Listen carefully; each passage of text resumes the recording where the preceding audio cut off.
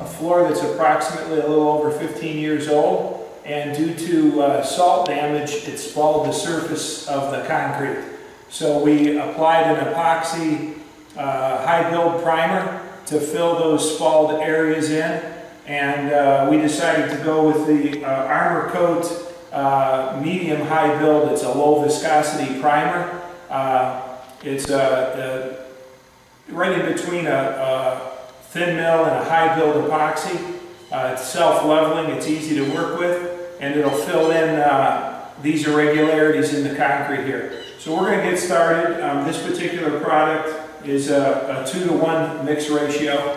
So we're going to open up the part A and the part B. We have a 3-gallon kit here, and we will mix this for approximately 3 minutes with a slow speed mixer until the part A and the part B is thoroughly mixed, and then we will start applying it on our edges.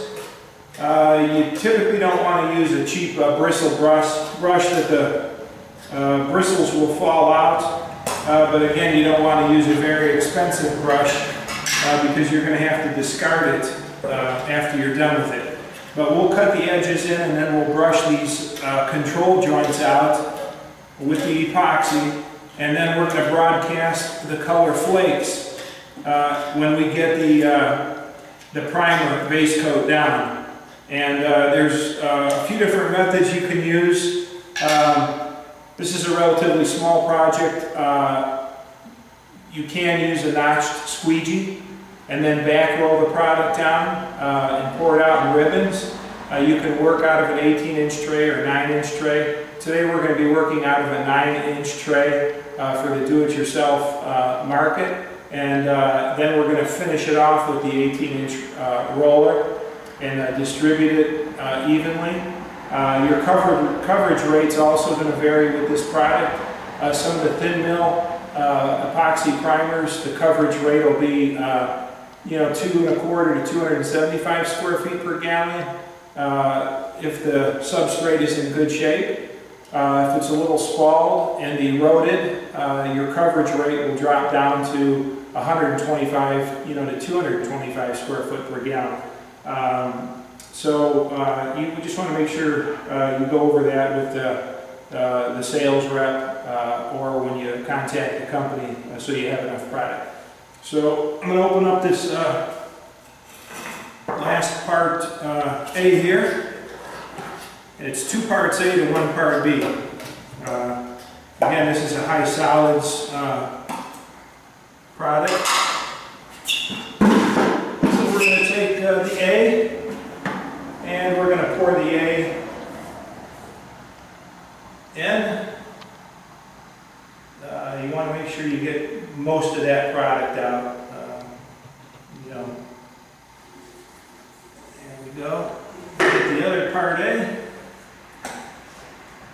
What's nice about this Armorcoat system is the pigments mixed in. Some manufacturers have separate pigment packs. The drawback to that is the consistency of the color and making sure you get all of that out of the pigment can. The Armorcoat systems have the pigment in the part A, so you just have to mix the part A and the part B together. So I'm going to make sure that's all poured out into the can. It's a real nice product to work with. And the activator, which is the part B, you want to make sure you don't mix this up and then go on a half-hour break or answer your cell phone, because it will start to set up. There's no dwell time, so you want to mix it and then start applying it.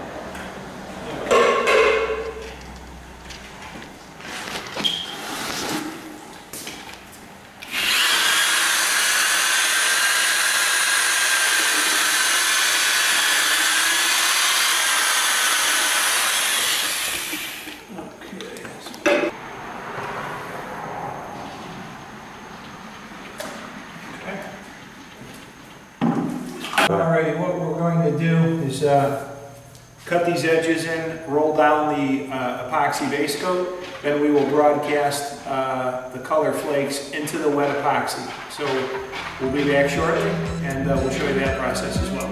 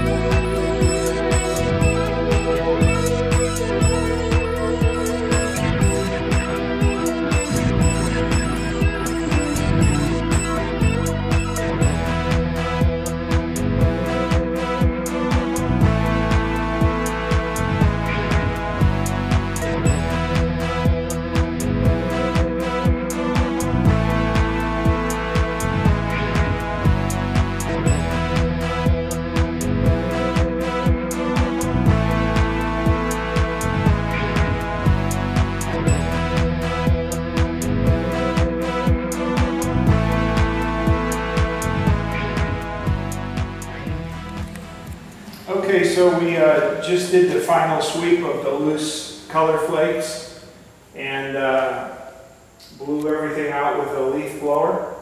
And we're going to mix up the part A and part B of the Armorcoat Clear chemical resistant top coat.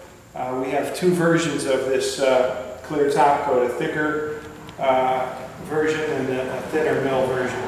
So we're going to mix the A and the B, and then we'll get started cutting the edges in and then rolling out the top coat.